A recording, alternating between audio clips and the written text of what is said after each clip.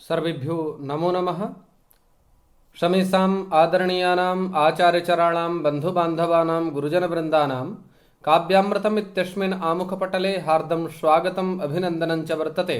अद्य वयं महाकविभर्तृहरिप्रणीतस्य नीतिशतकमित्यस्य ग्रन्थविशिष्टस्य विषये चर्चां चर्चामः। प्रस्तुतेऽस्मिन् श्लोके महाकविभर्तृहरिः महापुरुषाणां चरितम् अनिर्वर्णीयं भवति इत्याकारक चिंतनम उदाहरण द्वारा प्रस्तौति कथयति च।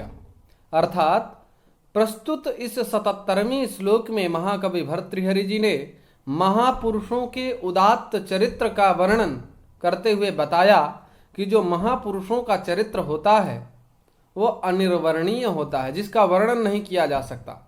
ऐसा अनिर्वर्णीय होता है। इस भाव का निरूपण एक उदाहरण के माध्यम से देते हैं। कहते हैं इतः श्वपिति केशवः कुलमितस् तदीयद्विषाम् एतश्च शरणार्थिनां शिखरिणां गणाः सेरथे इतोऽपि बडवानलः सह समस्त संवर्तकैः अहो विततमूर्जितं भर्षहं सिंधोर्वपुः। अर्थात सिंधोः समुद्रस्य वपुः, अर्थात सिंधु का जो शरीर है अर्थात समुद्र का जो स्वरूप है। कहते हैं अहो आश्चर्य युक्तम विततम विस्तृतम ऊर्जितम बलिष्ठम।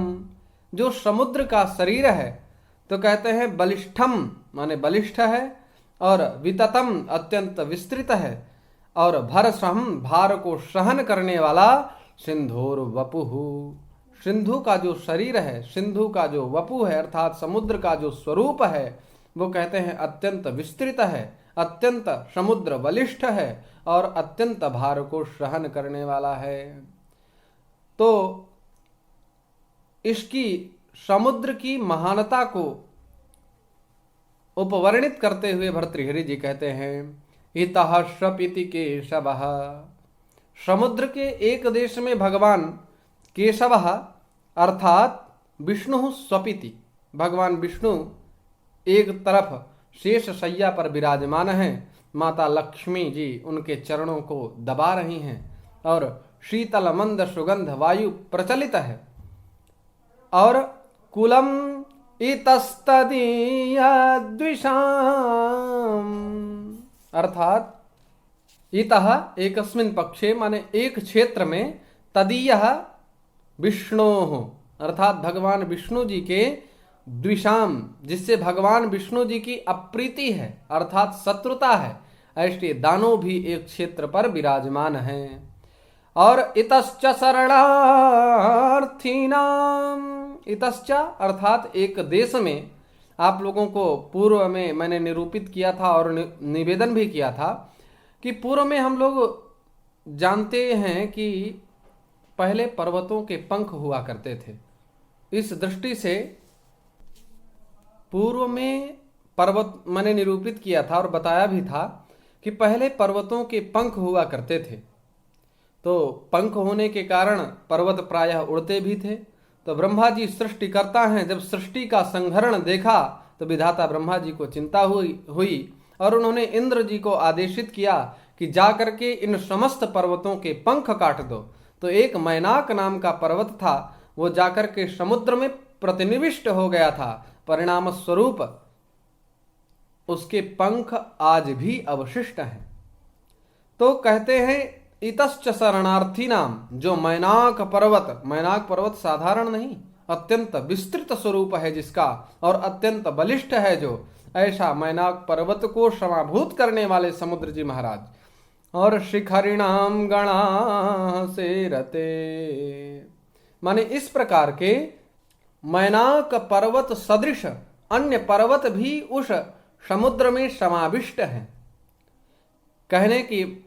कहने का तात्पर्य यह है कि समुद्र महापुरुषवत है। समुद्र एक तरफ तो भगवान विष्णु को धारण करता है और एक तरफ उनके द्विषों को, शत्रुओं को धारण करता है। और इतश्च शरणार्थी नाम, और एक देश में शरणार्थियों को धारण करता है।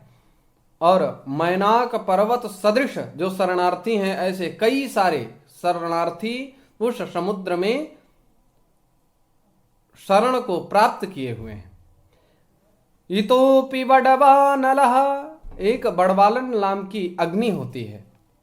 वह अग्नि सह संवर्तकैहि, संवर्तकैहि मेघैहि सह राजते, वह बड़वानल अग्नि भी समुद्र के एक देश में मेघों के साथ विराजमान है।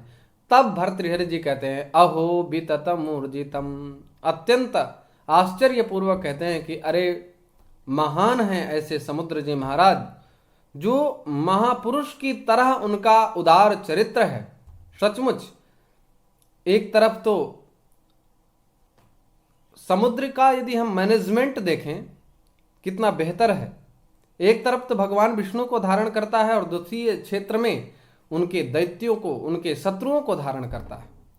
एक तरफ शरणार्थियों को, मैनाक आदि पर्वतों को धारण करता है, जो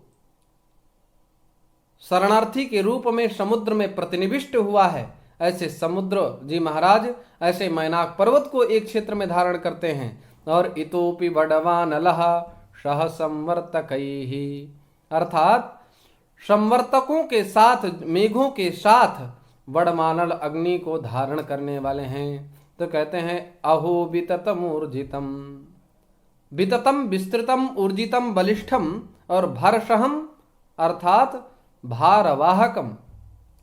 कहते हैं धन्य है समुद्र जी महाराज जो इतने इतने लोगों को धारण करने वाले हैं।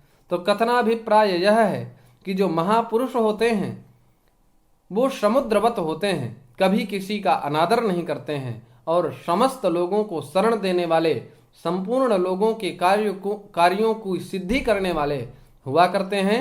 इस भाव को इस श्लोक में महाकवि भर्तृहरि जी ने निरूपित किया है। आइए ग्रंथनिष्ठ कुछ क्लिष्ट पदों के बारे में चर्चा करते हैं। कहते हैं इतः इण गतौ धातु से अक्ता प्रत्यय होता है, तो इतः यह पद निष्पन्न होता है। और द्विषाम, द्विष अप्रीतौ धातु से क्विप प्रत्यय करेंगे, षष्ठी बहुवचन में द्विषाम यह पद निष्पन्न होगा। शरणार्थी नाम शरणम अर्थयते इति शरणार्थी, तो यहाँ पर अर्थ उपयांचायाम धातु से ऋणी प्रत्यय होता है, तो अर्थिन यह प्रातिपदिक निष्पन्न होता है। गुणाः गुण आमंत्रणे धातु से अच प्रत्यय करने पर बहुवचनांत गुणाः यह पद निष्पन्न होता है। सेरते सिंह स्वप्ने इत्यस्मात् धातोः लट लकारे प्रथमा बहुवचनान्ते, लट लकार प्रथमा बहुवचनांत में यह पद निरूपित किया गया है। सेरते और वडवानलः वने समुज्ज्वल्यमाना कश्चित विशिष्टा अग्नि, अग्नि जो होती है, जो वन में प्रज्वलित होने वाली जो अग्नि होती है उसको हम वडवानल कहते हैं। समस्त संवर्तकैहि समस्ताः च ते संवर्तकाः इति समस्त संवर्तकाः तैहि समस्त संवर्तकैहि। विततम विसर्ग पूर्वक तनु विस्तारे धातु से अक्ता प्रत्यय होता है, तो विततम यह पद निष्पन्न होता है। अहो आश्चर्य द्योतकम पदम अव्यय पदम, विततम जाने लिए ऊर्जितम ऊर्ज प्राण धारणे, ऊर्ज प्राण धारणे इस धातु से अक्ता प्रत्यय होता है, तो ऊर्जितम यह पद निष्पन्न होता है। अभारम सहति भरसहम, सहमर्षणे धातु से भरसहम यह पद निष्पन्न होगा। सिंधोः, यह सिंधु शब्द की षष्ठी एक वचन में सिंधोः पद निष्पन्न होता है। और वपुः यह प्रथमांत प्रातिपदिक है। इस तरह से हम लोगों ने श्लोकनिष्ठ क्लिष्ट पदों के बारे में जाना। आशा है आप लोग इस व्याख्यान से लाभान्वित हो रहे होंगे। तो इसी भाव के साथ आप लोगों की उत्तरोत्तर वृद्धि हो, इस कामना से यह कार्यक्रम संप्रचलित किया जा रहा है। पुनः आप लोगों का आभार, अभिनंदन, स्वागत करते हुए मैं अपनी वाणी को यहीं विराम देता हूँ। नमो नमः।